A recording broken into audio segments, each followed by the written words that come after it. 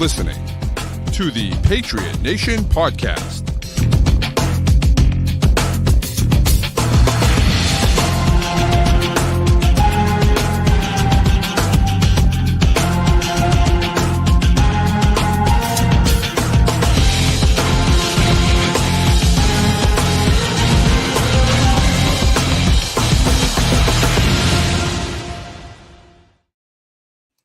All right, welcome into another edition of the Patriot Nation Podcast. As always, a proud member of the CLNS group of podcasts. Make sure you download and subscribe to all those great shows. Get great Patriots content all week long.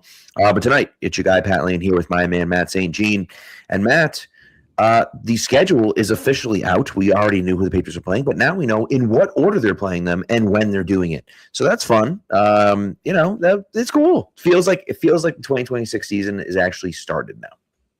Yeah. Well, it's funny because I know there's a lot of people that like to, talk down about the schedule release. It's like, oh, we know the games. But I feel like in a sport like football where a key part of the sport is the way you develop throughout the season and respond to events as the season goes along. It's a sport where weather is massively impactful. It's a sport where injuries are massively impactful. The when and sometimes where, if we're talking about international games, these games actually take place, I think could be pretty significant. The order in which they take place is significant because that sets the stage for, any kind of narratives that are going to be pulled from a season.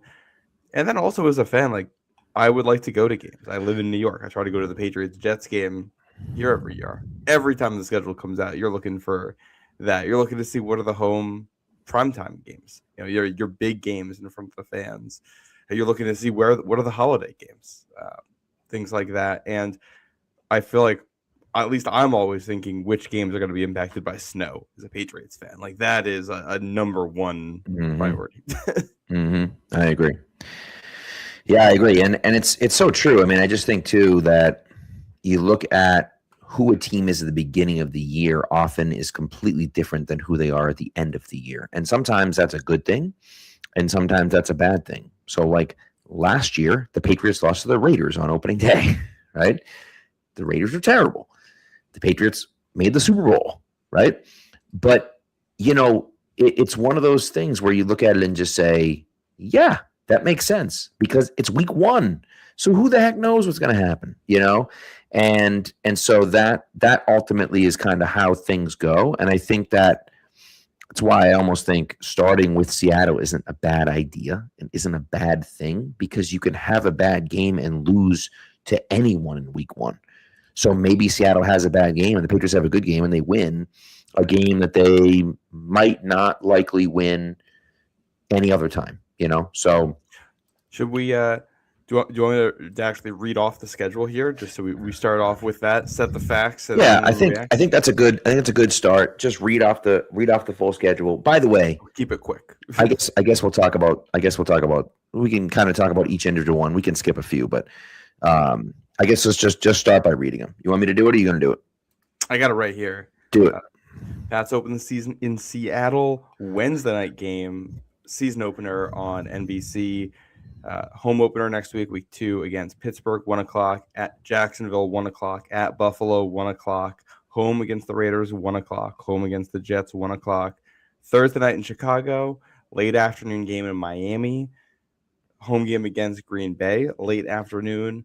You head to Munich to face the Lions. Now we're in mid-November at this point. That's week 10, bye week in week 11.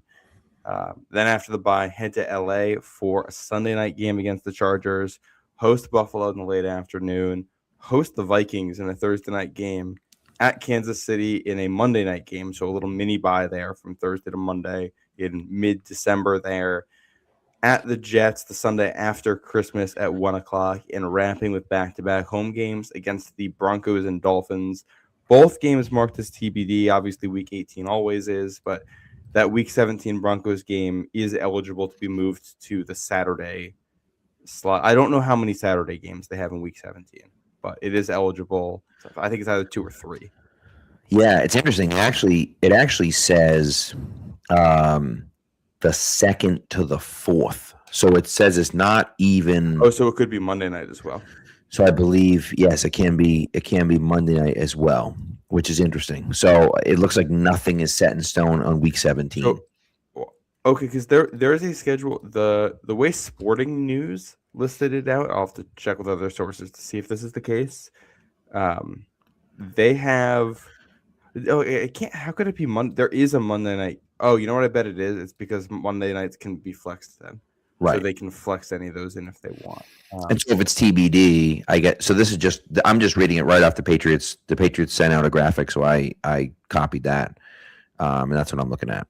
So it has Well, in the fourth, the and then Sporting News website, the way they have it listed out for week 17, there are 4 games listed as TBD. There's Broncos at Patriots, Chiefs at Chargers, Rams at Bucks, and Commanders at Jaguars.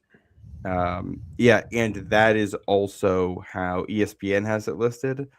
So I have to look more into this, but I would assume at least 3 of those 4 end up on Saturday. Maybe whichever one doesn't goes. There's only 2 4:00 games that Sunday, so whichever one doesn't, I'm guessing goes into that 4:00 slot. I'd be shocked if that wasn't a late afternoon / night game. You know, a Saturday night or Saturday late afternoon, or even a Sunday late afternoon. Like, unless the Patriots or the Broncos take a huge step back this year, you got to imagine that's going to be for playoff seeding and stuff. And so.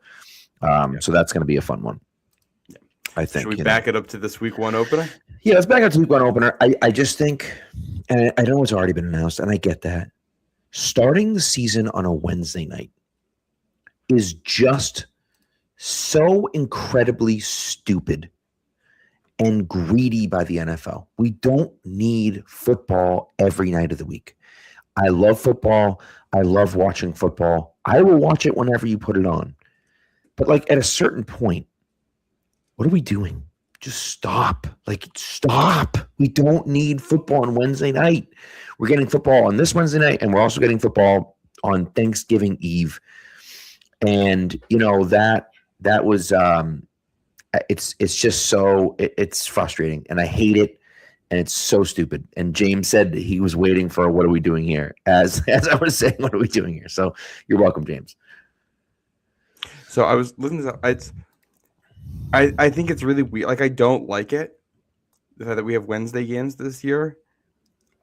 I feel a little bit better about both after looking further into them. Like the Wednesday night opener, week 1, part of the reason it's Wednesday has to do with when Labor Day falls and when the broadcasting exemption comes into place for college football and things like that. So like the NFL was able to go play a game in Brazil on the Friday night, and that was okay. I don't think they can do that Friday night this year or something like that.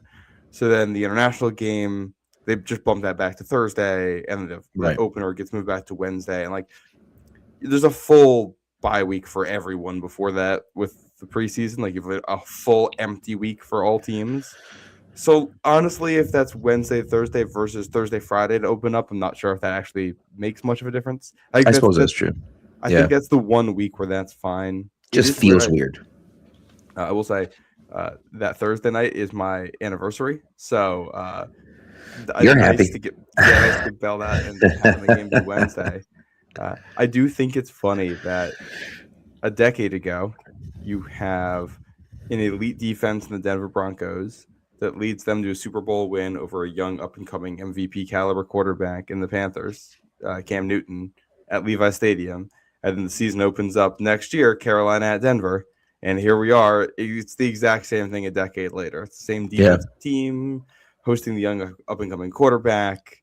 And after, that opener, the 2016 opener was Carolina at Denver, I think the Panthers complained, and they were like, yeah, we didn't like the experience of the entire team getting into the offseason trying to get over losing the Super Bowl and immediately having to go face that again.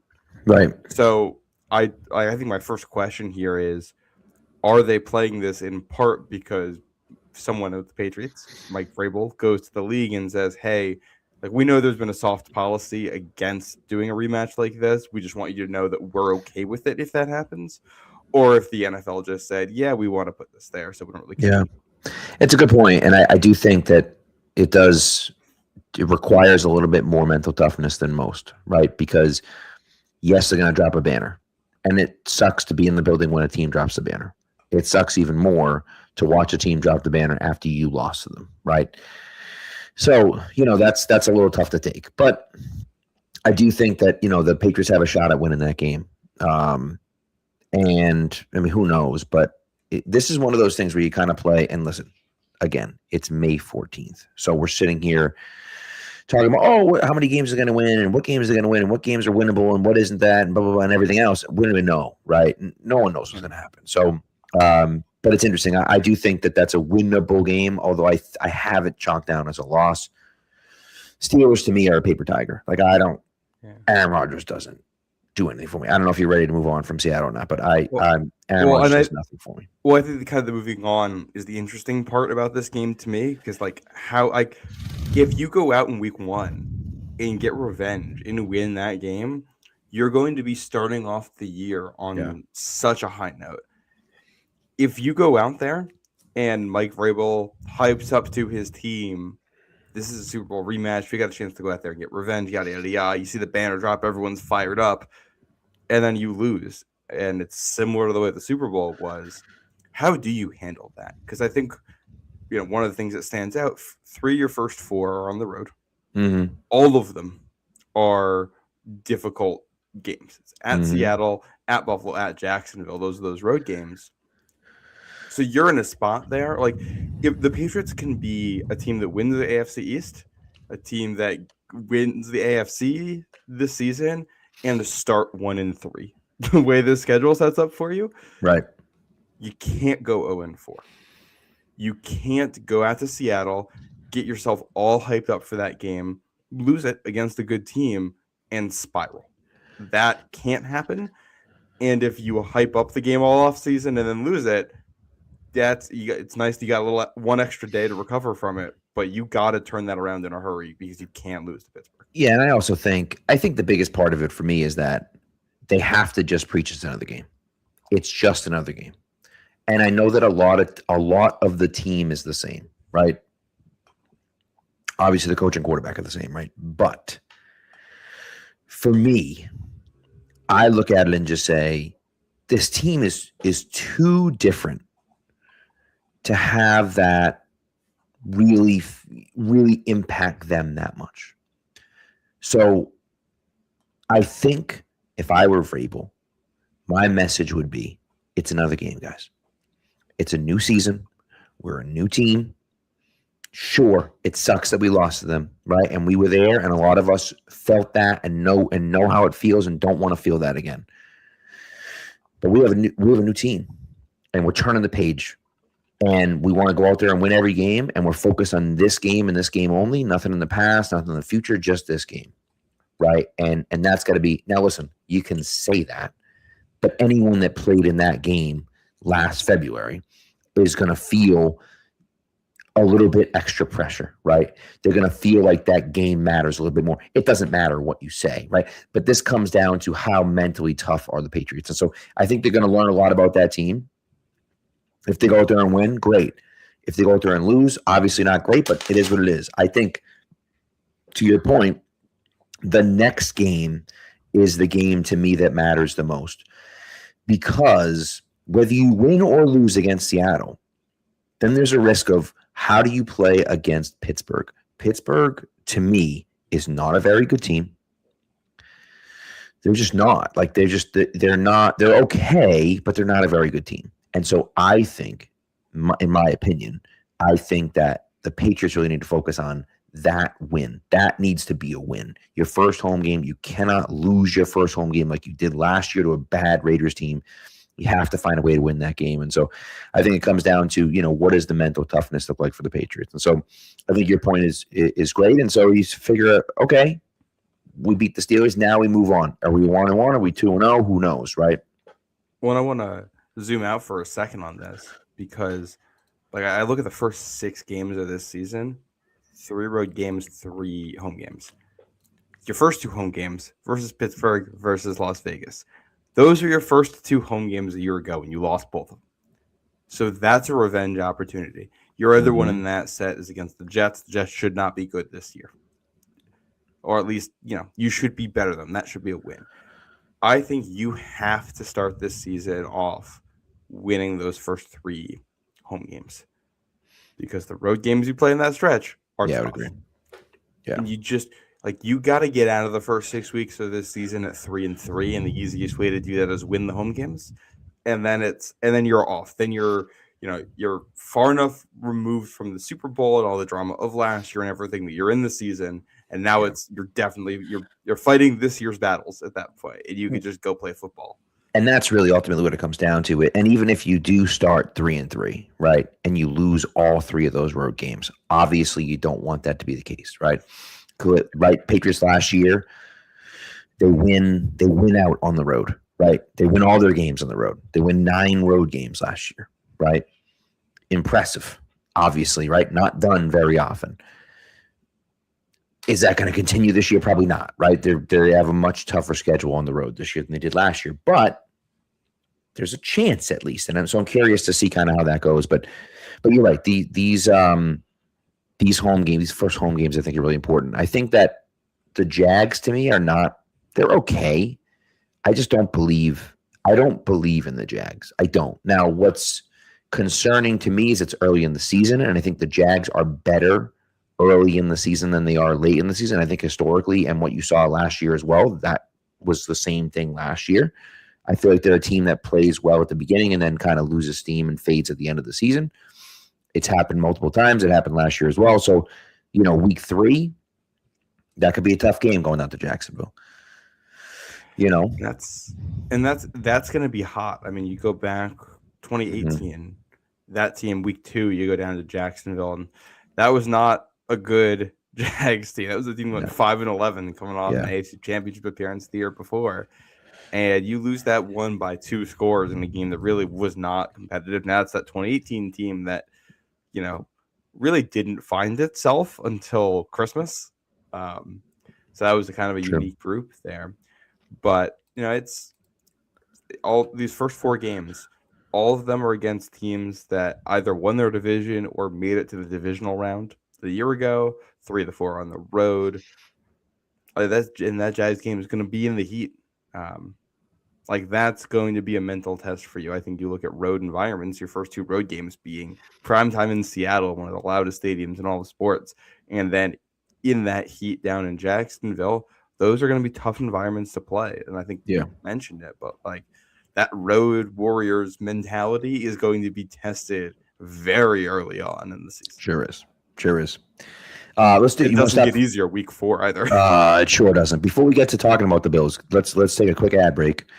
This ad break, of course, is for Prize Picks.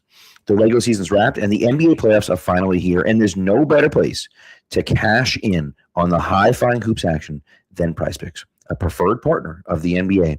Every bucket, every dime, and every win means more when you're playing on Prize Picks. So don't pass up your next shot with Prize Picks and get $50 instantly in lineups when you play your first $5. Remember, we have the Do It Live 2026 final sweepstakes. You're going to pick live squares during NBA playoff games, and you could win a trip for 2 to the NBA finals. I know they won't be played in Boston, but that may be even cooler. You get a nice flight out somewhere. That'd be pretty sweet. To enter, you just make a $5 lineup with at least one live NBA player pick during any part of the 2026 NBA playoffs. Live player picks are picks made after a game is already in progress. Now, for me, we get some games on Friday, some interesting games on Friday. I picked one player from each game. I went with Cade Cunningham for more than 41.5 points, plus rebounds, plus assists. They desperately need to win. Obviously, Cade's got to come through big time, I think. And then I went Jaden McDaniels for more than 17.5 points, rebounds, and assists for Minnesota. So that's what I went with. What are you going to do? Get in the action, download the Prize Picks app today and use the code CLNS to get $50 in lineups after you play your first $5 lineup. That's code CLNS to get $50 in lineups after you play your first $5 lineup. Prize Picks, a preferred partner of the NBA. All right, so let's get into this Bills game. So before we talk about Patriots versus Bills, right? What the hell is the NFL doing with the Bills schedule?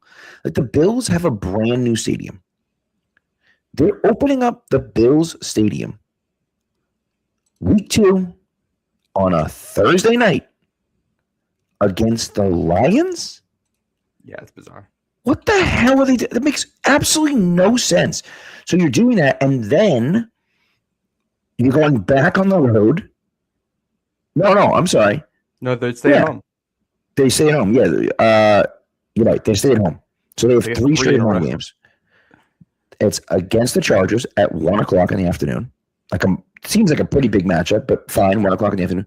And then Patriots Bills, 1 o'clock in the afternoon. Look, what are we doing here? How is one of those not a 425 game? It makes no sense to me.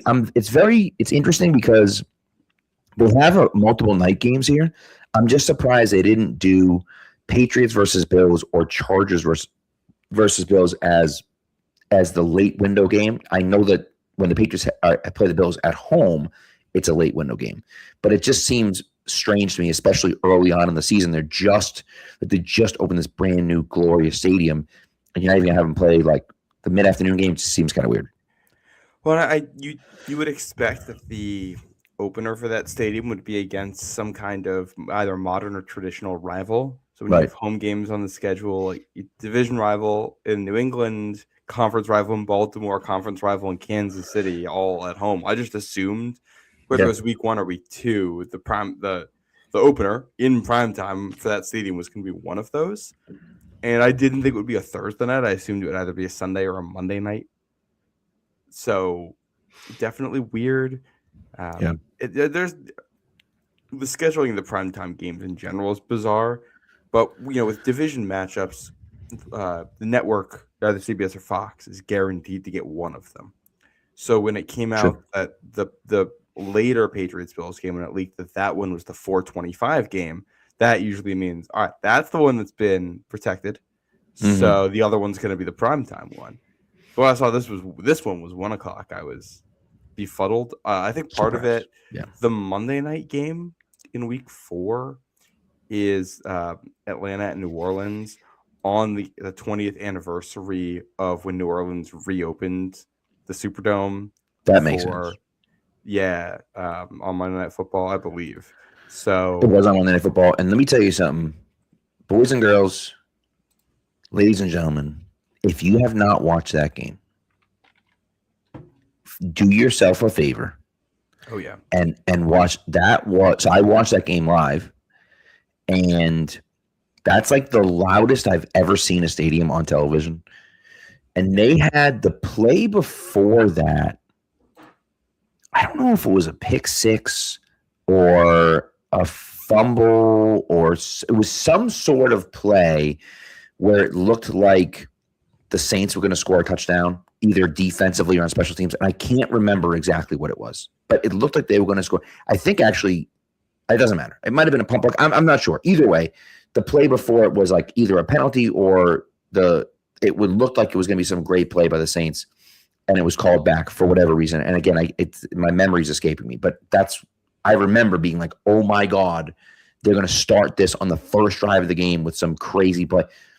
And then they go to punt, and Steve Gleason blocks the punt, and then they return it for a touchdown or recovered in the end zone for a touchdown. And you're just like, how is that even possible? And the Superdome went absolutely ballistic. It was incredible. So what an unbelievable moment. And of course, Steve Gleason then goes through what he goes through. And so it kind of even makes it more iconic because of who Steve Gleason is. But I just remember watching that like, oh my God, like you just couldn't have scripted it better than that movie. Yeah. Well, and it was, what do you call it? So it's not exactly the 20-year anniversary, but it's like 20 years in a week. Right. But basically. Oh yeah, no, it's the same. Yeah. When I pulled up the game, what do you call it? Play by play. It was 3rd and 4. Michael Vick gets sacked and fumbled on it. So that's where the building gets loud, just because it's like, man, you forced a 3 and out to start the game and strip sack Michael Vick in the process. Yep. Like, oh, we are off to a great start. I remember that because the ball came out and I thought the Saints were going to jump on, and the Falcons did. That's what happened. It went out of bounds. Or it went out of bounds. Either way, it was like, I thought they were going to get it and they didn't. Right. Okay. I couldn't remember exactly what it was, but I knew it was something like that. Yeah. The Sunday night game, by the way, in week 4 is Detroit at Carolina, which is, I think, undoubtedly an interesting game. Yeah. I don't get how I don't know how it gets that slot over the Patriots one. But then also you look at it's a CBS doubleheader, and the CBS afternoon games. It's Denver at San Francisco and Los Angeles at the Chargers at Seattle. So it's like it's Some just great games kind that of a week. loaded week. Yeah, some And I great think games that that's week. how you end up. I just don't understand. Like I feel like Patriots at Bills is one that broadcasters would be clamoring for, and you would be fitting that in prime time somewhere in the schedule. I Yeah, will say the fact that the first one's at 1:00 does allow the second one to be flexed. true. That's true. Yeah, So so you never that'll know. be something to watch there. But going up But to that I don't stadium, want it to get flexed. 425 is my favorite it's a time to great watch a time. game. So Yeah, it's phenomenal. But going up to the new stadium up there for just a 1:00 early October opener. I'm sure the weather should be fantastic for that game. yeah, That should just be good, clean, pure football, and I can't wait for it. kind of feels like it. Yeah, I agree. So it is interesting. Patriots obviously started on Wednesday night. Then they play 1, 2, 3, 4, 5 straight games at 1:00 in the afternoon. Yep. And I think early in the season, with the 425 games are great. Early in the season, it's not as impactful because later in the season, especially in New England, or really anywhere else, obviously if you're in a dome, it doesn't matter. But like later in the season, once you hit that 425 game by halftime, and sometimes earlier, it's dark out. Right. And I think that's really where it's kind of cool. So then then you're talking about playing, game in Miami at 425, but then you have 2 back-to-back games at 425. Then you host the Bills at 425. So you're all over the place in that late window, that second half of the year. I think they only have, they have a 1:00 game. Oh, it's the Jets. They have one 1:00 game scheduled. They're probably going to have 2 because Week 18 is a home game That's against true. Miami. That's true. I highly that should be a 1:00 game as well, and then the year against Miami for the second year in a row. So it's enjoy the 1:00 games in the first half of the season while they're there because they're gone unless the team stinks and you're getting flexed out of some of these spots. Let's hope not. Which I will say, the going back to the opener for 1 second, the optimist in me says the league sees New England Seattle as such a fun matchup that they're like, we got to put this week 1. Right. The pessimist in me, the cynical person in me, says the league is looking at a Patriots team and saying they're going to be good this year and also probably going to be worse overall, worse in record than a year ago. And we don't want to put this game in November. And by the time it comes around, the Patriots are 3-5 at that point in the calendar, and the game has totally lost its juice.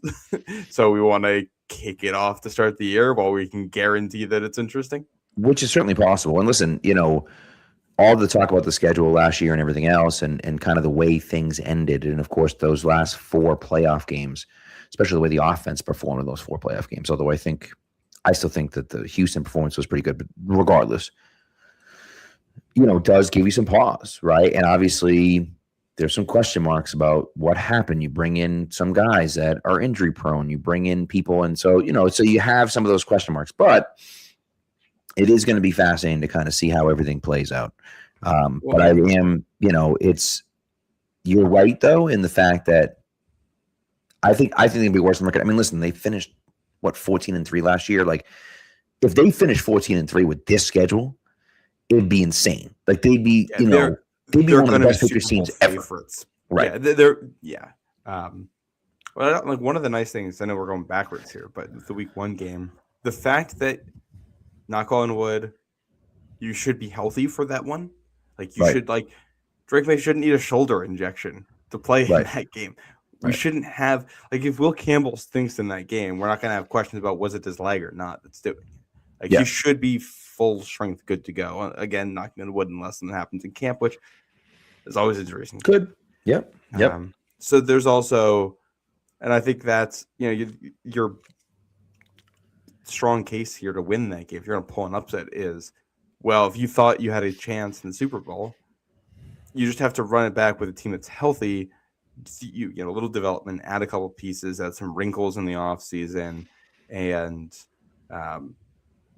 hopefully get a different Sam Darnold performance in that game as well and see what happens there. I also think one of the storylines to me in that one, Patriots are going all in, not all in, but decently in on being a power running team with Reggie Gilliam and Julian Hill, and the Seahawks are the team that defends the run out of nickel or dime. So this becomes one of the, the Patriots went out there and we're basically like, we know we're not going to be able to run on them even when we put our 6 offensive lineman package on the field, and they couldn't in the Super Bowl. So it's like, all right, well, we're going to have to just throw into this really good secondary. They're clearly trying to change that equation week 1. So yeah, it feels that way. Reggie Gilliam, week 1 starter. I think so.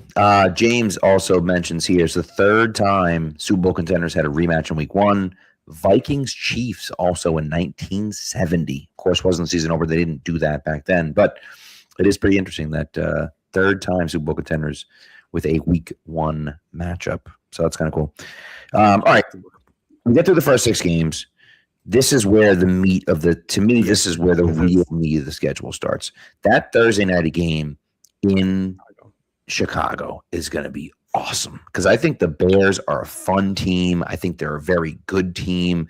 I think that Caleb Williams was awesome last year, and what Ben Johnson was able to do and stuff. I think they're getting better.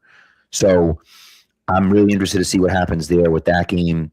And then obviously the Dolphins, I think they're going to smash the Dolphins. But then you have the Packers and then the Lions in Germany, right? And so that's really interesting. Like I'm fascinated by that, right? Because that's a stretch, 3 out of 4 games that are going to be very challenging games, kind of all in a row. And that Dolphins game is in there. Now listen, the Dolphins have Malik Willis. Like it's not like they're starting who the Bills Jets even starting. We don't even know. But Geno Smith. Geno Smith, that's right. Jesus Christ. Oh my God, dude. All right, so they're not starting the corpse of Geno Smith, but I still expect the Dolphins to be pretty bad this year. So fine. 3 out of 4 games, they're pretty tough. And again, 3 out of 4 games on the road. So, this is interesting where you start the season with 3 out of 4 games on the road. You get 2 home games against 2 pretty bad teams, and then you go 3 out of 4 games on the road again.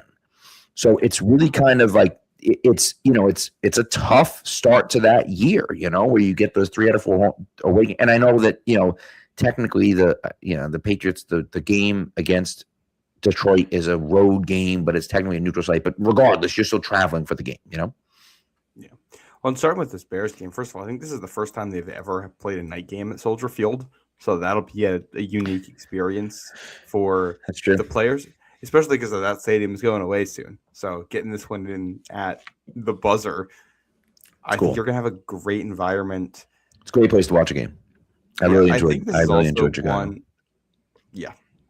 I think this is also one that there's not like a Bears-Patriots rivalry, but maybe there's a little bit of one if this game gets testy with the 2 quarterbacks. And the last time the Patriots played out there 2 years, they've played the Bears a lot more often with the 17th game added to the schedule.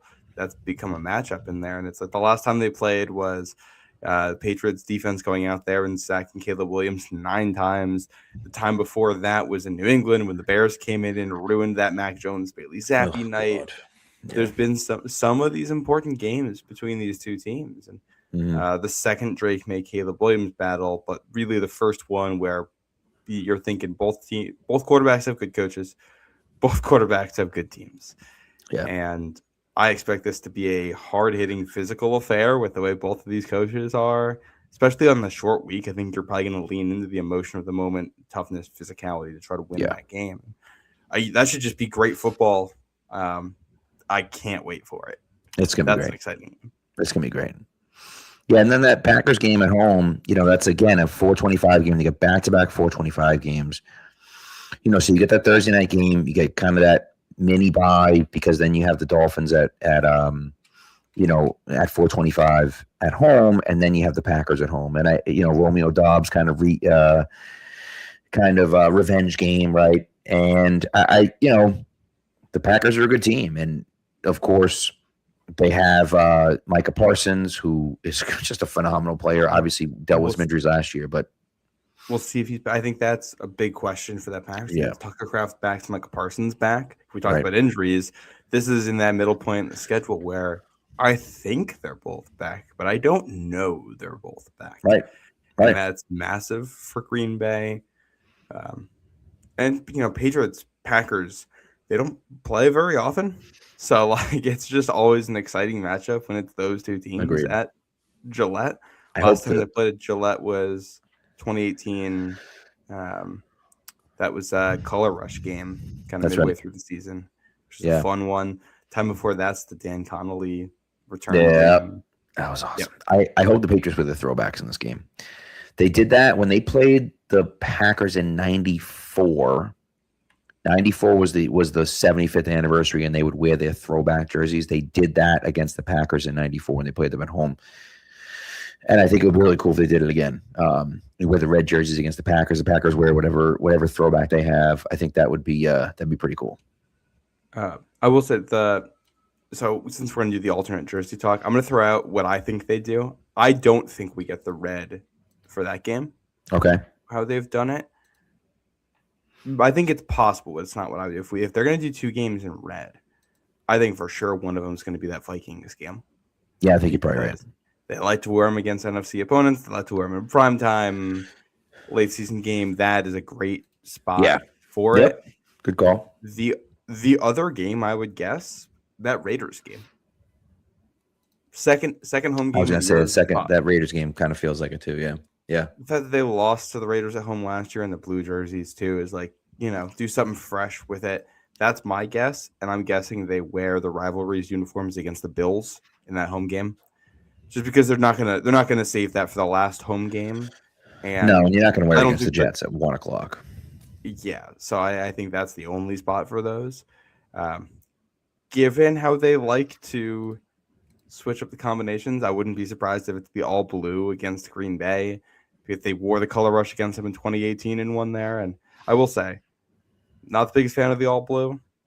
When you're facing a team that wears like the yellow helmets and the yellow pants, the all blue is a contrast to that. It's not terrible. So yeah, that's fine. The throwbacks for this would be a lot of fun as well. That'd be fun. Yeah. So I just don't want to gloss over. Like at Miami, you should win that because they're going to be a terrible team this year. But that's a spot that has always been tough for you. So like. I don't want to gloss over that. I agree with you. The good news about that game, you're not playing in the super heat like you are in Jacksonville, right? Early in the season. It's also not super cold up in New England just yet, we think. Who the heck knows what the weather's going to be like in New England. But it hasn't been super cold at that point on November 1st, right? So you feel like you're going to get a little bit more mild temperatures. It also helps that it's a 4:25 game. So like it's a little bit later on in the day. That helps. So you're going to get a little bit of milder temperatures.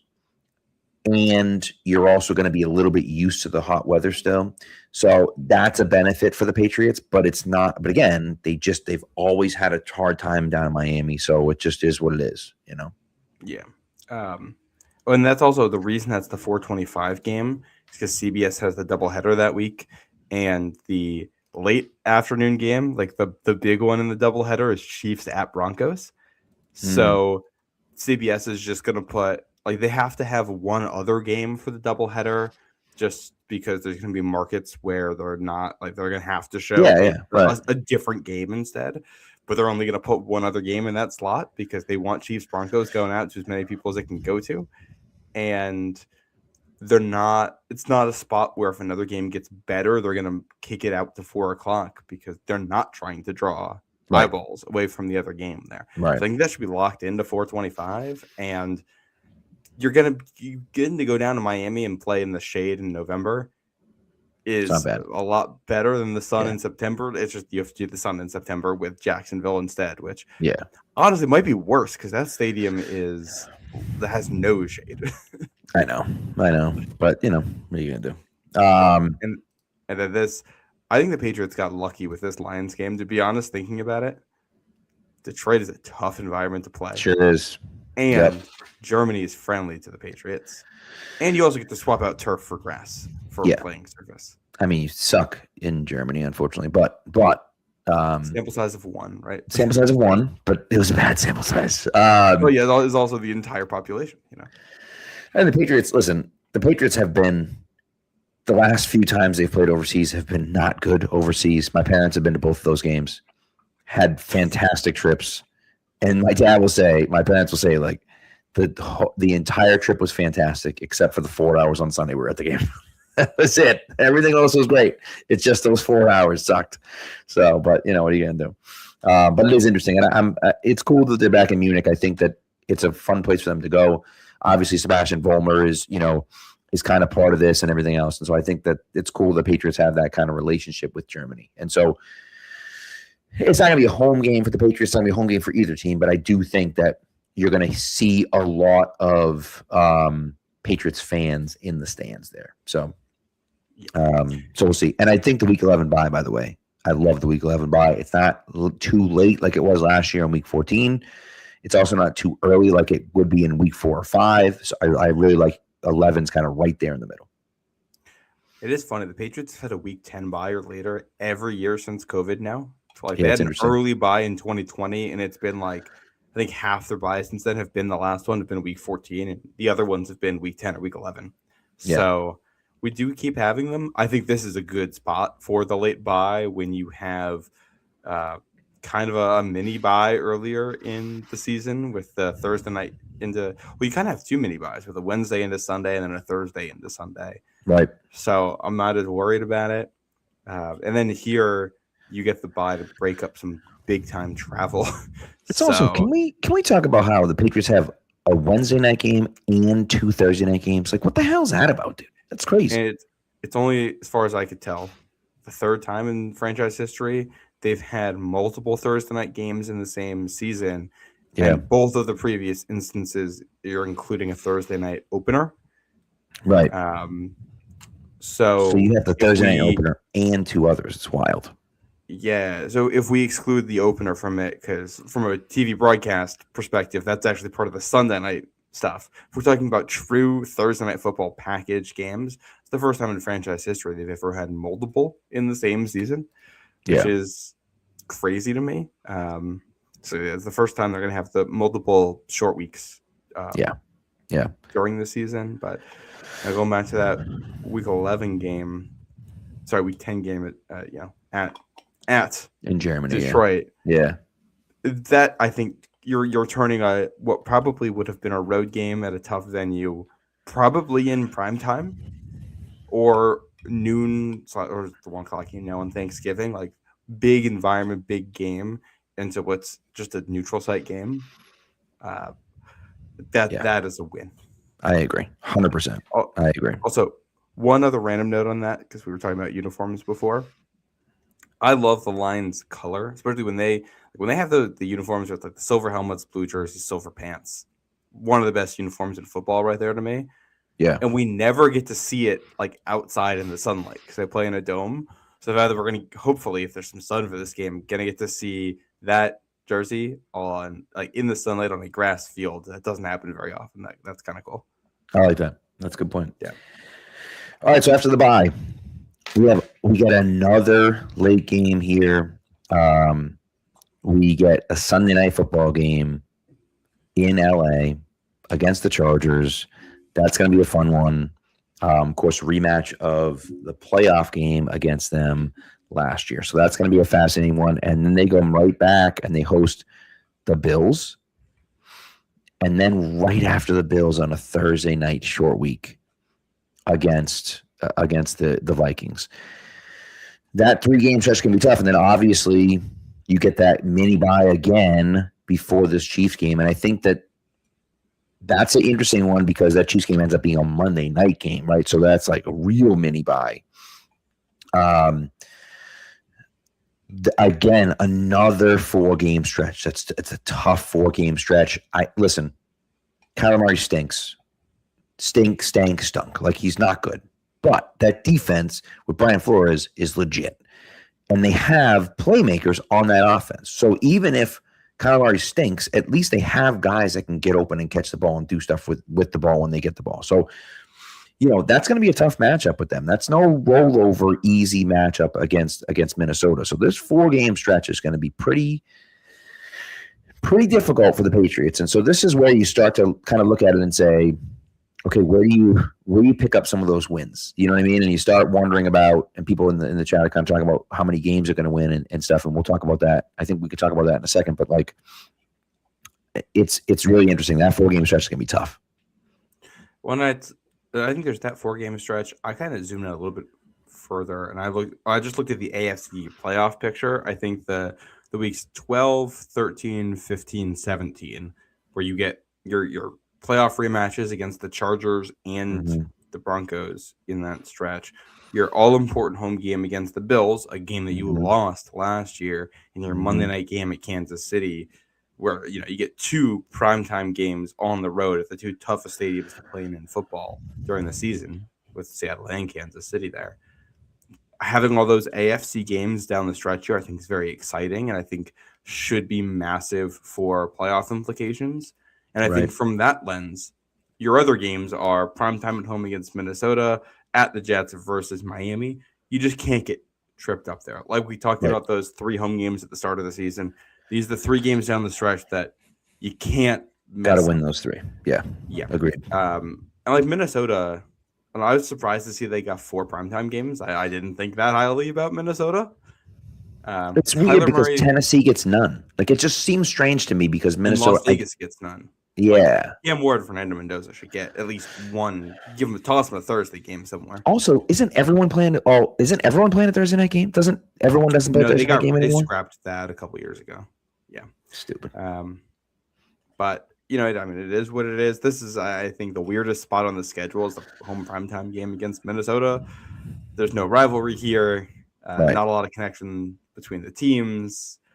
It's an NFC game late in the season, which if I had my way, they'd wrap up all the interconference games before Thanksgiving. Yeah, I agree. It's just that this game has not much, it doesn't have really anything in the way of playoff implications for you for tiebreakers or anything.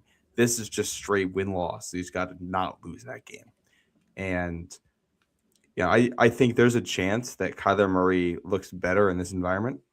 And Minnesota's a team that's hovering around 500, and they're looking to play spoiler down the stretch, and they're dangerous, and it can be a trap game for you, especially in a short week. Yep. I think there's also a chance you get to this point, and they may have canned some coaches, and this is flexed entirely out of the Thursday night window. Well, that's it's really interesting because that's a fascinating look at what's going to happen. Is JJ McCarthy's going to get that job back? Are they going to, is Kyler just not going to play? Who knows? It's really I'm going to be really interested to see what happens with Minnesota, because we assume Kyler's going to be the starter, but what if he isn't? Right? What if McCarthy wins that job out of camp? Right? I don't think it's going to happen, but it could. And so that's part of the fun thing about them. And again, like you say, maybe they fall apart down the stretch and you're just like, this team is a joke. So those other 3 games are no joke, and they're going to be tough matchups. And again, LA is going to be that tough, physical grind, pounding the rock, trying to win and, kind of exert your dominance. That's what the 2018 team did. Right at the end of the season, they became that running team, and the Patriots do that same thing this year. They clearly want to. They've clearly put an emphasis on that. Can they do that? And I think that it's going to be an interesting look at whether they can do that or not. So, I was also just surprised to see Chargers Patriots get the primetime treatment here. It's not it's 2 massive media markets. It's 2 teams that played in the playoffs a year ago, so it's not that surprising. I just didn't think it was going to get picked. It was not a particularly memorable playoff game. There isn't that much of a rivalry these days between these franchises. That could change here in a hurry. Yeah. Depending on how this goes with where the teams are situated. But I'm very much looking forward to that game. I think we're going to be fun. I wonder if we're going to – oh, God, I just thought of something. The Chargers better not wear those all yellow uniforms for that. That would be – those are the worst. Those are horrendous. If you have powder blue in your arsenal and you wear yellow instead, you should be just It's not. just shamed for life. It's just, come on, what are we doing here? Well, the Chargers have basically two great uniform sets in the powder blues and also the LT Drew Brees era navy blue. Yeah. Especially like I think of like the Rodney Harrison Jr. Sayao. Yeah. With the War 306 there. I love those too. And they have that as a throwback. I kind of think we see that. I think they're going to see. It's funny because I think we're probably going to see a lot of navy blue in this game. Probably not a lot of powder blue. But that should be a fantastic game. I also, Patriots fans will travel. Like, there's a lot of Patriots fans out west. So, obviously the Patriots fans always invaded San Diego. We played down there. Is this a game you can effectively turn into a neutral site game? Yeah. Especially every game in LA is a neutral site game. It is, but like really push it, because this is the Sunday after Thanksgiving. If you got people out there visiting family and like you can turn this into an outing. You got the bye week before this and everything. Like, you should be able to tune up going into this game, coming out of the bye. You should be motivated for it. You should be hitting this home stretch, and it shouldn't be an intimidating environment for you. So I think you have an opportunity to set the tone in. I know it's also an interesting matchup because you're going against Mike McDaniel, Tim, who's a coach that we've had some familiarity with. Very true. Very true. Yeah. And then, of course, I finished with as you mentioned it, right? The Jets, the Broncos, and the Dolphins. And again, just you can't lose to the Jets and you can't lose to the Dolphins. You lose to the Dolphins at home on week 18, unless you're trying to lose that game. Like, what are we doing here, man? So, and that Broncos game is gonna be a tough game, so it's gonna be interesting. Go ahead. I think you look at like the AFC games in this stretch. First of all, that Bills home game. Kind of like your series with them is structured exactly the way it was last year, essentially. Yep. And probably have similar implications where this game could determine who wins the AFC East, and you lost it last year and still managed to win the division because you took care of business early. So, if you take care of business early, you'd like to complete the sweep this year. And if you don't win that week 4 game, all right, well, this game is probably one that you either have to win to get back into the division race. You'll basically lose it if you don't win it, or one might have big wild card implications for you. Well, that's the other part of it, right? Maybe the Bills are too far ahead of you if that's the case, but you need to win to stay alive in the playoff in the playoff hunt, right? And then regardless of what happens there, the fact that after the bye week you have all 3 of your AFC West games against 3 AFC West teams that are expected to be playoff contenders here, probably all 3 in primetime. If we assume that Denver game, which I looked at least 425. Well, and there's that Saturday of week 17, there are 2 games. They're both Peacock games on Saturday, like 4:30 and 8:30 or whatever. Yeah. So I think of the 4 TBD games, I'm guessing 2 of those get moved to Saturday, and the other 2 probably stay in the Sunday late afternoon slot, or maybe one gets put 1 o'clock, 1 4 o'clock. I don't know. But you would assume that you're getting some kind of primetime treatment for all of these AFC West games. If the Patriots are in the playoff hunt, I mix those 2 up. You would expect that 2 of these 3 games are going to be against teams you're vying for seeding with, at least in the AFC West race. If you're in the wild card race, then you might be battling directly for seeding or just for a wild card spot in all 3 of these AFC West games. And if you're leading the AFC East, then you're probably looking for a head-to-head tiebreaker against whoever wins that division for seeding on the top half of the conference. All 3 of these games look to be massive for you. Yeah. And 2 of them are going to be on the road in primetime. Obviously, you're not scared about playing in LA, but at Kansas City, the Kansas City game that team doesn't have to be that good for that to be a tough game for you. And Mahomes will obviously be back at that point. Right. I agree. Yeah. So a few people talking about the schedule here. Nick says there's no reason the Patriots shouldn't have a better record this year unless they were complete frauds last year. Yes, Nick, they should go 16-1. Good call. 14-3 is ridiculous. I mean, it's just like they can be a better overall team and not win as many games. It's just like that that certainly can happen. You don't go 14-3 every year. Well, they can also just go 13-4 because they lose to the Dolphins in a game where they're resting starters too. Well, and that's the other part of it too, right? Yeah. So, so I will say, Soundness of Mind's been pounding the chat. We appreciate that. He thinks the Patriots could win 10 or 11 games, and I just want to go through. We don't have to go through game by game, and we can go through game by game. But I think for me, what I found interesting was my thought process was: you sweep the Jets, there's 2. You sweep the Dolphins, there's 4. Right? You're just trying to do the calculus of how do we get there. Okay, so there's 4 wins. Let's call the Vikings game a win. There's 5. Right? Let's call the Jaguars win. The Jaguars and the Steelers. So there's 7. The Raiders, there's 8. Right? So there's 8 wins right there automatically for you. Okay? And again, maybe the Jaguars, maybe someone would argue and say, man, the Jaguars aren't really a win, but nevertheless, right?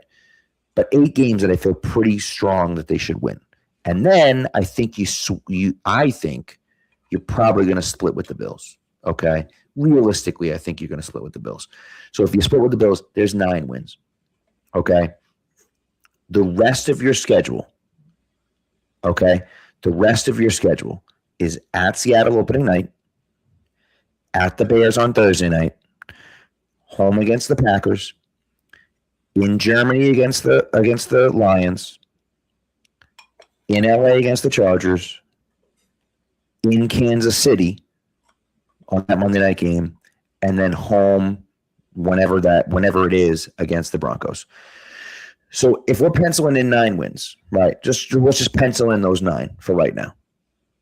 You got 7 other games. Can you win 3 out of those 7 games? Right? Those are tough games, right? Those are tough games, right? But can you win 3 out of those 7 games? I think they can. And again, who knows if they will? And maybe maybe they lose one of those games and I think they're going to win, right? Maybe they lose the Jacksonville game or whatever the case may be. But I look at that and think, I think they can win 3 out of those 7 games. And that gets you to 12. There's 12 wins, right? That's 12-5. I think that's a really solid season by the Patriots there. I think even 11-6, but I would be surprised. Personally, I would be surprised if this team doesn't win 10 games. I just think they're that good. I think they're, barring injuries, defensively and offensively, they should be top 10 to 12 on both sides of the football, I think. And that should be good enough to win most games against most teams. I think I see 7 games against teams that I think are going to be below 500 with Pittsburgh, Vegas, 2 against Miami, 2 against the Jets, and the game against Minnesota. I think that's all of them. Yeah. And that leaves you with 10 others. So if you think you get 7 wins there, if you go 5-5 in the others, that gets you to 12 wins. That's probably good enough. That will get you into the playoffs and might win you the division. So it's just, can you play 500 ball against that? And it's like the games I'm really looking at, like, honestly, I'm not going to pencil in at Jacksonville because that's a tough environment. I think that's early enough in the season. I think weird things can happen. But I look at Detroit, at LA, or on the bye, 2 games that are going to be away from home against teams that are good teams that are well coached, teams that are physical. Yep. Types of games where if you don't show up, they will beat you. But also, you're getting, neither one of these games is as tough as it should be on paper because of the environment. This, I think, is where the Road Warriors thing is tested. If you lose at Kansas City and Seattle, that's fine. I think, win those 2, and I'm going to feel pretty good. I think the concern for me, as always, is like you're always just like, if you just have a couple of bad bounces, you could go 9-8 next year, right? Because you go 2-8 in those games against teams above 500 or whatever. Because we lost both to the Bills, both close games, but you lose both because they're a good team, and that's going to happen sometimes. And and you lose the games at Seattle and Kansas City because they're tough. And you play well against Detroit and LA, but you only split those. And it's Right. like, all right, now you're in a, you know, a tougher spot than you'd like to be. 100%. So And yeah, I think yeah. No, go ahead. it's high variance schedule to me just because there's so much we don't know, and so much of it's internal. Yeah. Like the greatest quarterbacks in football, where they take that next step a lot of the times is in year 3. So one of the, I don't think it's as open a question as others probably think it is, but I think there's a lot of fans around the league that look at the Drake May we saw those last 2 games in the playoffs. And there's a lot of NFL fans that probably the only Drake May games they watched last year were the AFC Championship game and the Super Bowl. And they're going to say, oh, he's not that good. And there's a lot of people that are going to say he had a good season, but he's not going to be able to replicate it. Jaden Daniels had a great rookie year and wasn't able to replicate that last year with injuries as part of that. So, like, it's there's I think variance there with May in terms of, all right, how does it take his game to another level? Does it stay the same? Is there a little bit of regression as defenses start to figure out what it was he was successful at last year? So you can land at a lot of different spots. And if you get that same Drake May again, and he lights it up and he's playing great against great defenses, there's no reason to think you can't go, win 6 or 7 of those games against good teams.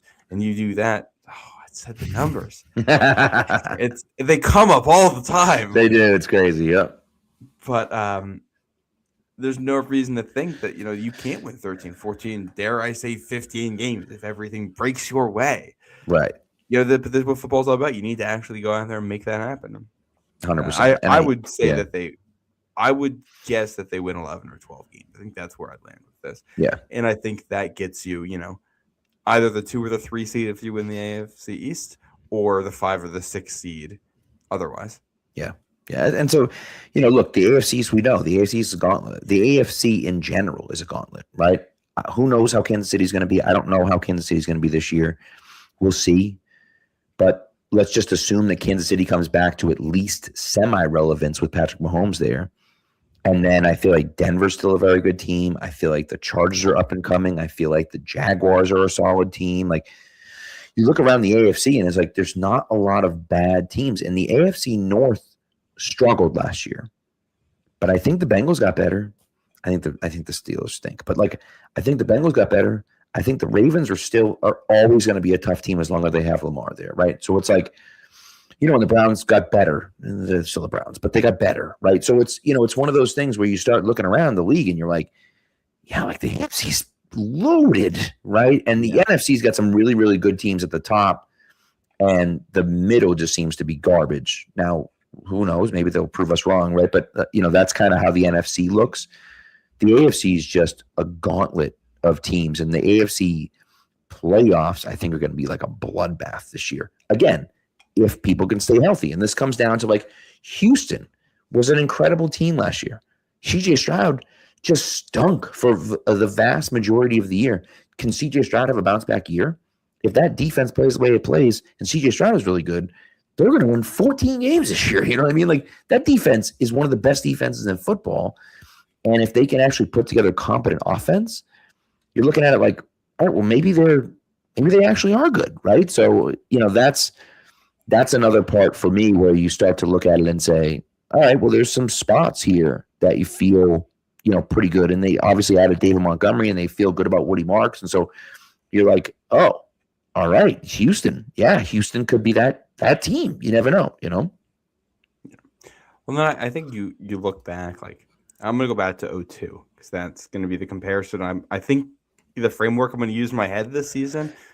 After the 0-1 run, that Patriots team bounces back. And honestly, the 0-2 team's still good. Right. They get bad bounces. They get bad luck that season. They finish 9-7, and they're out of the playoffs. Yep. 9-7 is good. It's out of the playoffs. Also good enough for a 3-way tie atop the AFC East. They win 2 more games that season. They are the number 1 seed in the AFC. Right. And that's AFC's kind of poised to be something similar this year, I think.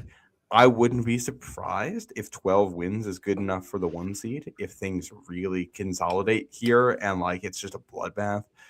And I think there's a world where 12 wins gets you the 1 seed and 10 wins and you're out of the playoffs. Right. So if the Patriots are projected to be 11-win team, then you are one bounce, one injury, one blown call by an official in either direction away from having a very different position for the playoffs. It's very true. And yeah, it's very true. So I think the things that will decide how the season goes are things that we don't know yet. Yeah.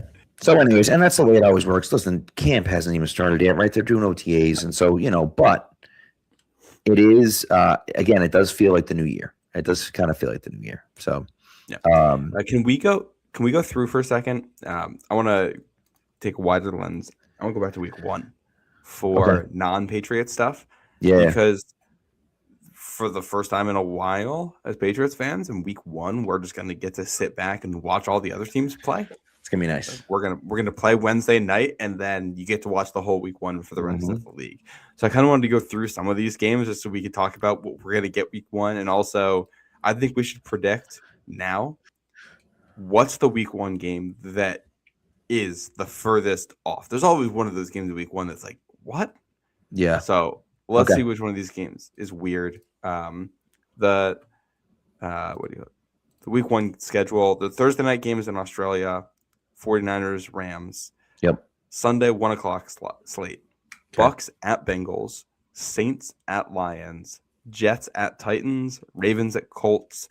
Falcons at Steelers. We're getting a Falcons-Steelers opener for the second time in 3 years, I think. Oof. Bears at Panthers. Browns at Jags. Bills at Texans. I got my eye on that one. Mm-hmm. Late afternoon, Dolphins at Raiders, Packers at Vikings, Commanders at Eagles, and Cardinals at Chargers. Sunday night game is Cowboys, Giants. Monday night game, it's going to be very fun. It's Denver at Kansas City. Whew. Denver, KC on Monday night. That's bound. Yeah. And that Buffalo-Houston game, the fact that you get those two AFC matchups in week 1, I'm very excited for both of those. Those were great games last year. Yeah, it's going to be fascinating. I am. That's. I don't know. I'm trying to figure out the one that it honestly doesn't feel like any really good teams against any really bad teams. No, you know what I mean. So I don't know if there's going to be, any like. Oh my God! Like, can you believe that one happened? I think maybe it could be like Saints Lions, like Saints on the road against the Lions week 1, like win that game. That is exactly what I was thinking. Yeah, you know what I also think could happen. I think it could be Colts Ravens. Colts win that game, and then they finish the season like 7-10 and don't make the playoffs, and the Ravens are like fighting for the AFC North, but like they have that stupid loss against the Colts week 1, and they're like, what the hell? How come we can't, or like the Jags Browns or something like that, where you look at it and say like, oh, how did they lose that game? Yeah. I also look at like Jets at Titans as the kind of game that you look back and it's like, oh, that game decided who picked number 1 in the draft. Right. Certainly could. That was the only game Tennessee won all year. Like, possible. I'm also going to throw Cardinals at Chargers in this. I think the Cardinals are horrendous, but like I think that's a great call, though. Both coordinators changing for the Chargers. Yep. Switching schemes on offense. They don't have a lot of home field advantage. That feels like a spot where if you're going to just drop a weird game, I could see the Chargers doing that. Mm-hmm. Also, just like the Giants-Cowboys game, it just intrigues me in general because I don't really know what to expect from either one of those teams. Well, it's so fascinating. Look at how many games: Broncos, Chiefs, Giants, Cowboys, Commanders, Eagles, right? Like these are like marquee Packers, Vikings. Yeah. Like, these are like marquee rivalry matchups, and even like Bills, Texans. I know it's not really a rivalry, but they've played in the playoffs a few times. Like that's a really fascinating matchup, So I think it's and then 49ers Rams. Like so, you're looking at it like, oh my God! Like look at how many rivalry games there are in week 1 of the postseason. So it's crazy, Yeah. I'd also throw Packers Vikings in for weird stuff because if the Packers don't have Micah or Tucker Kraft back at that point, I think they put Micah on the PUP list or something already. Like I think he is already missing the start of the season. Probably, yeah. And that's one No of those things, sense in rushing him back. no, that's one of those games where it's like you might come away from the weekend. It's like, oh wow, Minnesota won 16-14. Like Right. great. It's like Jordan Love had 2 of the best touchdown passes you've ever seen, and yet And the they offense lose. was like kind of stagnant. You're like, huh, Yeah. what? Yeah. It's just like, and it's one of those games that you just like never see on Red Zone until like it's like we cut it and it's like Jordan Love just threw this pass minutes ago, and it's the best touchdown you've ever seen, and then 25 minutes later you haven't seen anything from the game since then. Jordan Love just threw this pass minutes ago, and it's the worst interception you've seen in your life. Right. Yeah. And then you don't see anything again until the game ends. Like that could 100% be what happens there, especially with that Brian Flores defense. Yeah, I agree. So all That right. that is the spot. Do we want to any other like? Should we comment on like the holiday games, like the Thanksgiving games? No, I don't want to. No, we're running out of time here. The holiday games are the holiday games. Look, I think, unless Pat, you have something. We go an hour and a half when there's nothing to talk about. We have something to talk about right now. All right. I'll tell you the what really annoys me, right? What really annoys me is that we stand here and we talk about Thanksgiving.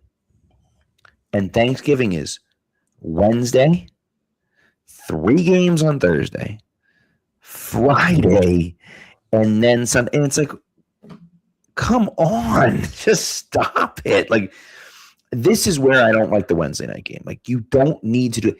Everyone goes out with their buddies. I don't because I'm old, but like all the young people go out with their buddies on Wednesday night to the bars and stuff. And I guess, okay, the game's on the bars and stuff, but whatever. But like, well, it's the Netflix game. I don't even know if they're going to have that on in the bars. So that's the thing. It's just like, why? We don't need that Thanksgiving Eve game. We don't. Well, it's just very frustrating. Well, it's going to be a nightmare for fantasy because think about you're trying to travel with family or figure out your plans. You're probably going to have, you might have to work Monday, Tuesday, Wednesday, and then travel Wednesday night to go visit family or, whatever you're doing. And it's like, all right, so there's going to be a Monday night game, and then you got to do all of your fantasy stuff Tuesday, Wednesday, and remember to do that before the game starts Wednesday night because you're going to have important players in that game. And the two teams, I will say it's nice that I think it was Packers Rams. They both have buys going into that, so they should be fresh and rested. From a fantasy perspective, that's also a nightmare because those teams have good players and they're going to be on your bench. And you're going to have to remember to put them back into your lineup for that. So, like, calling that out right now in May, that this is something you're going to have to remember to do in November. And I just, like, I don't detest this Wednesday game because you're giving both teams a bye going into it. Mm-hmm. But I would like it so much better if you just gave buys to the two teams in the Thursday night game on Thanksgiving. Correct. And then put a second game on Black Friday. Black Friday is such a good day. Like, that should be an amazing day for the NFL. Yes. That should be a day that you own. Mm-hmm. In some ways, I'd say it almost makes more like you can make an argument you should drop the Thursday night game on Thanksgiving and play 3 games on Black Friday. And I think there's some restrictions about what time they can play games. I don't think they can play night games on Black Friday, which is why the game's at 3:00. But still, you could do 2 games on Thanksgiving or even 3 games on Thanksgiving and 2 on Black Friday. Well, I will say, I do like the night game on Thanksgiving. I like that because it's almost like, as a dad, right? We go to Thanksgiving, you got Thanksgiving on in the background while while everything's going. Then the kids go to bed and you're watching the game, Thanksgiving night, and you don't have to wake up tomorrow because it's Black Friday, right? Yeah. And so you got the night to yourself. You can just kind of hang, and then you get a game on Black Friday as well. Yeah, no, we've had Patriots have had some fun experiences in that night game as well, and the fact that we're going to get Bills Chiefs for this game, I think is great scheduling. That's fun.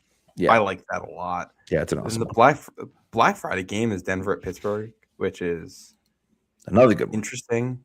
Yeah. Here's the thing, and this is where you run into issues if you're the NFL. With all these holiday standalone games, they're not flexible. You can't. I don't think for this Wednesday game or that Friday game, I don't think those games, the team is going to be moved. You look at that Rams team playing Wednesday night, you're a Matt Stafford back injury away from that team not being relevant all of a sudden. Like, they can That's fall true. off so quickly for you. You look at Denver, Pittsburgh against two big markets and two good teams, two teams that won their divisions last year. But also, Denver might finish third in the AFC West, and Pittsburgh might finish third in the AFC North. You might get to this game, and it's like, all right, well, whoever loses is probably out of the playoffs, but whoever wins isn't guaranteed a spot, or like, it might just not have much juice by the time you get there. And then I think this gets even worse when you get to Christmas. Like, the Christmas games on paper last year looked amazing. Then you got to them and they were horrendous. This year, Green Bay at Chicago, I think that will age well. But Buffalo at Denver, if Denver is just like, if they're just good this year, that game might not have much. You're relying on the Rams again in a holiday spot. The Rams, like, and I don't. They have seven primetime games. It's insane. Yeah. And the NFL's relying a lot there on the back of an aging quarterback, a guy who we had questions about if he'd be ready to go at the start of last year. So, like, that's a concern to me from, like, a league marketing perspective if I'm looking at it with that lens. Like, I think this is the issue. Like, the biggest part of the NFL product is on any Sunday in the fall or winter, you just throw on the TV and there's going to be a good football game on. Yeah, a casual fan. Something good's going to be on. Yeah. The more you move games away from that into some of these other spots, the more you risk either we're going to put standalone games on a holiday with fantasy implications and the team stink because you had to lock it in months ago when you're just kind of guessing who's going to be good. Yeah. Or shoot, it's a holiday weekend, everyone's with their family and you want to watch sports and all the Sunday games stink because you pulled all of the good games out. And the only games left, especially when you get to Christmas, like we're having week 16 here, there's going to be 3 or 4 games played that week that have no implications on the playoffs whatsoever. That's correct. how it works. How it works. So, like, what happens if that's most of your Sunday slate because of games you've pulled out? Like, it's just it's riskier. Yeah, agreed. Not fun. So, okay. So the other thing that I wanted to talk about, and James mentioned this here, about the Chargers schedule reveal, which I didn't love. Like, I know everyone loves the Chargers stuff, and I know the Chargers go like super deep, and they do it. And some of these videos are they're so long. That's like 7 minutes, and I am not watching that whole thing. I'm not doing it. I saw the Rossini reference and the Vrabel reference and whatnot, but I was just like, I don't know. All right, it's fine. The Vikings one was pretty good, but again, it's like 4 minutes long. Like I thought the Falcons one was awesome, but again, like 6.5 minutes is just so long, But I could just sit down and watch This Is SportsCenter over and over and over and over and over again. So, like, if you're going to give me a parody of This Is SportsCenter, I'm in. I don't care. I don't care if it's 15 minutes long. Like, I'm in for that. I thought the Patriots actually crushed it. I thought that was really fun. It was quick. Yeah, the roller coaster one. Yeah. Yeah, it was quick. It was fun. But the number one video for me this year, the Colts crushed it, dude. Crushed it with the Simpsons. That was so good.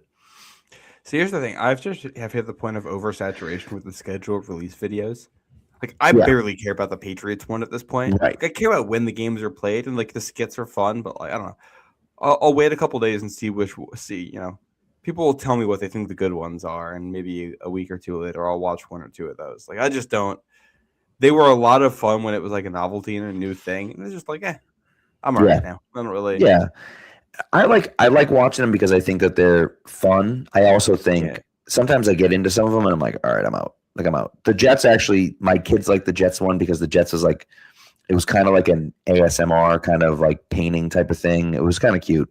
They did like a decent job with it. So, but for the most part, it's like, you have these social teams and they do this. And they spend all this time doing this. And then you're like, oh, we're going to release the schedule at 8 o'clock. Oh, we're going to release it at 8 o'clock, blah, blah, blah, blah, all this stuff, right? Well, I have notifications on my Twitter. like 7:45 or 7:35, I'm getting notifications with schedule releases, and I'm like, wait, what? I'm like, it doesn't come out until 8:00. No, Right now, no, obviously, we 7:30. already knew the schedule and stuff like that. I thought it was on NFL Network at 8:00. 7:30. Oh, okay, well Yeah. there you go. I Yeah. thought it was 8. But So the fact that every single teams gets released at the same time for all the release videos is like, all right, well, I'm just not. It's like the entire feed is this now. Yeah. And it's like, all right, yeah, I'm not gonna put it down. They're fun, they're cool. It's a great opportunity for teams creatively to kind of show off their chops and for the social media teams to have some fun and build a Right. brand. I think that's important. I'm just not the target audience here, and that's fine. well, I also think the hard thing for me was I'm trying to watch the videos with my kids because first of all, I think it's mostly for like the kids, and I think the kids get into it and stuff and whatever. So I'm trying to watch the videos with my kids, and I'm getting nonstop notifications because Adam Schefter is retweeting every single one, and I'm like, can that you makes just stop? Like, makes the feed like Yeah. unusable for like 10 minutes there because it's Right. just yeah. And then it's like, all right, I'm gonna wait and see what some people say, and then like, oh, this one was really good, so I'm like, okay, I'll go back. Like that's not, I'm like, I can't watch all of them, but the Colts one, No. someone had tweeted it out and was like, this was great. It's a Simpsons parody, and I'm like, oh, Simpsons parody, like I'm in. And so they did a pretty good job with that. And then, like I say, Falcons did, this is Sports Center, and I'm like, all right, like I'm in with that, So Yeah. But like, like the that- Titans the Titans won a few years ago. That's the best one. I know the Chargers get all the credit and everything for doing all this stuff, but like the Titans one a few years ago is the best one I've ever seen, where it was like where they were going around the net. I'm sure you've seen the video by now, Matt, but where they're going around and they're doing whatever. And like the girl's like, the Red Stallions, rah, and like, Yeah. and like it goes super viral. And then the Falcons changed their name to Red Stallions, like on Twitter for a week or something like that. It's like that was awesome because you feel like you're like in on the joke, Yeah. And And it's they're good, and they're all good. And don't get me wrong, like I know they spend a ton of time on it, and they come out kind of cool, and some of them are fun, and some of them are not as good, and whatever. But like, it is interesting, and I do think that it's they spend a ton of time on it, which is cool and good for them, and they put a lot of work and effort into it, and that's awesome. But like, yeah, I'm kind of like, okay, it's cool. There's like 3 or 4 ones that are pretty good, and the rest of them kind of like, meh, all right, whatever, Well, and like, what it kind of reminds me of a little bit is something like SNL. Like SNL, it's a sketch comedy show. Great program. Most of the sketches are fine. They're not memorable. Like usually in an episode, there'll be 1, maybe 2 good sketches. And the rest, like they're not gonna bomb. They're not awful. They're good humor. If you watch the show, you'll laugh at it.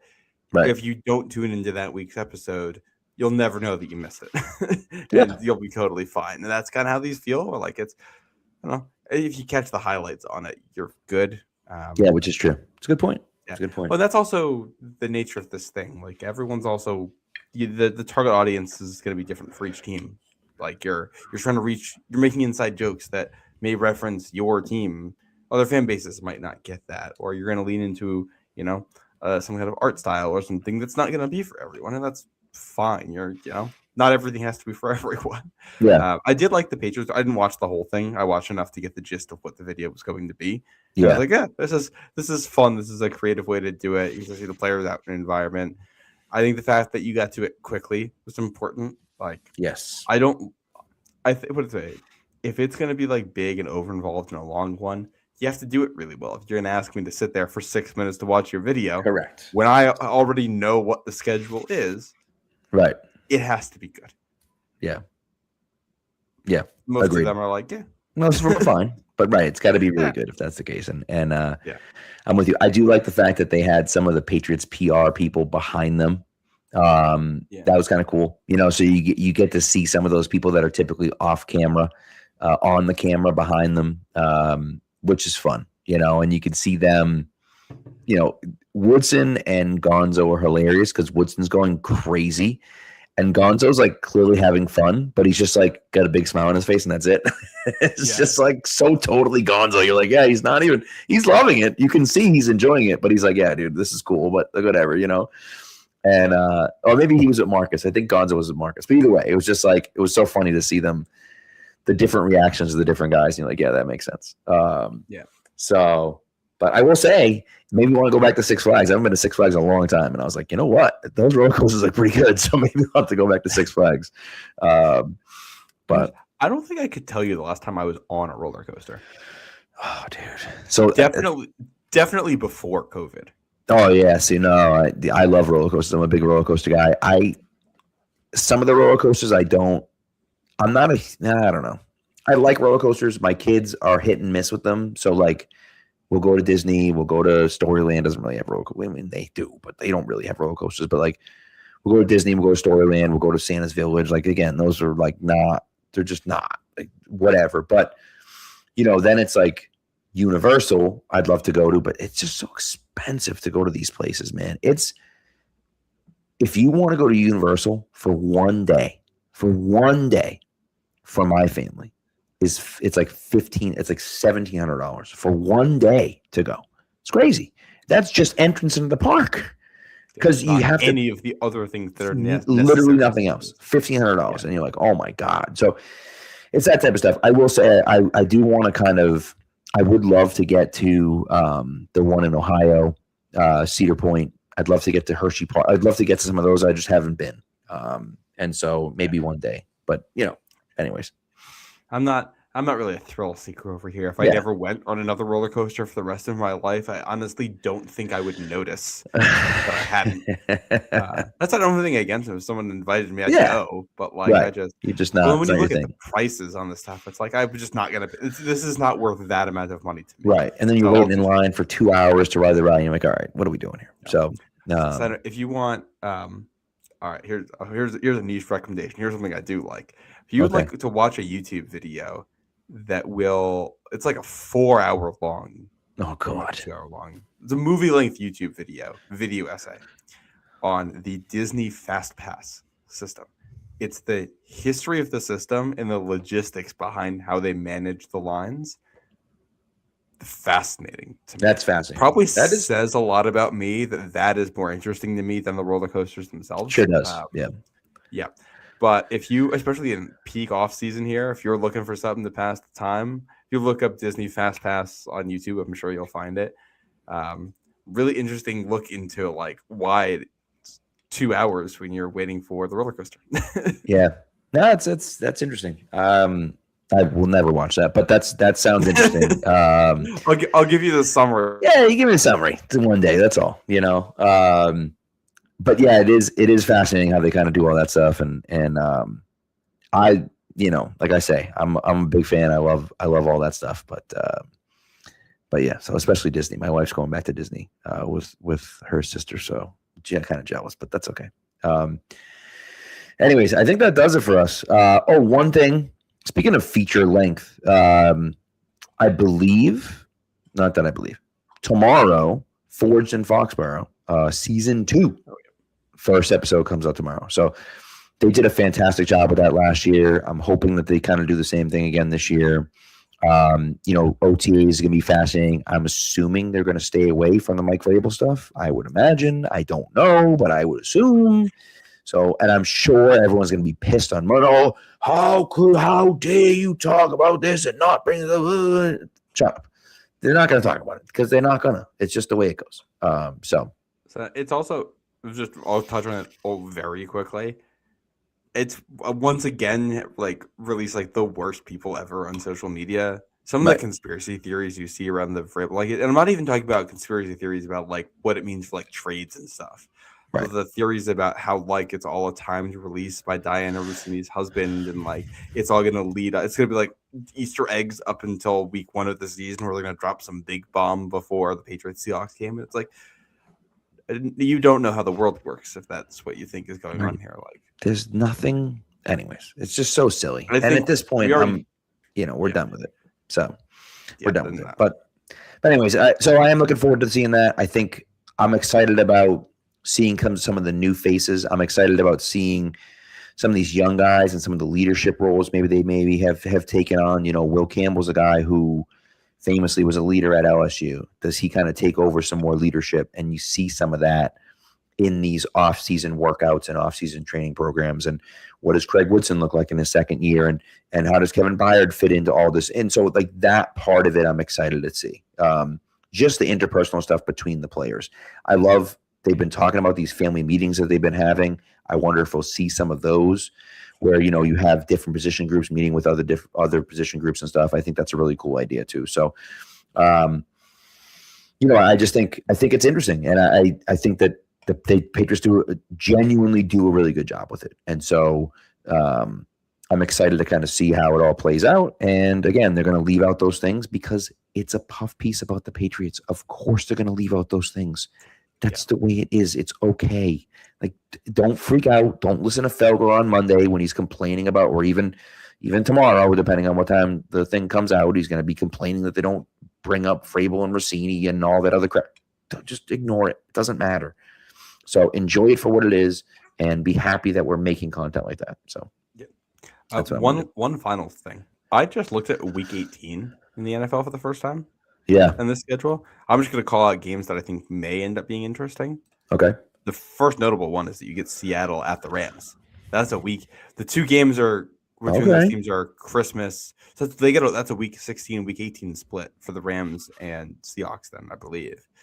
And that this happened last year with Philly and Washington. They did the same thing. And then those games ended up being not interesting because Washington fell off. So hopefully these games live up to the hype, but it's hard for that to happen. Jacksonville at Indy, I think, could be interesting. Detroit at Green Bay stands out. Chargers at Broncos stands out to me. And then NFC South, it's Tampa at New Orleans and Atlanta at Carolina. I don't know which games in those are going to be the important ones, but it feels like one of those games is probably going to end up in the Saturday slate. Yeah, I think it does. Week 18. I would agree. Oh, yeah. And Pittsburgh at Baltimore. So you get the rematch of last year's Week 18 game, but this one's in Baltimore. Yeah, that could be the Sunday night game, So we'll see. James was asking about the rivalries games / uniforms. They haven't announced that. They announced that before the season last year, I think, right? Didn't they? Yeah, I don't know. So they announced it last year when they revealed the uniforms. Since it's year 2 of the program, I suppose that's true. Yeah, I don't know what they might when they reveal, because it's the NFC North and I don't remember who it is in the AFC West that's maybe doing it this year. So it's possible when those get revealed in the fall or late summer, they're also going to announce. I bet they will. I think that makes sense. Teams. If you're gonna announce the other ones, you might as well announce, the ones that are already out there. So yeah.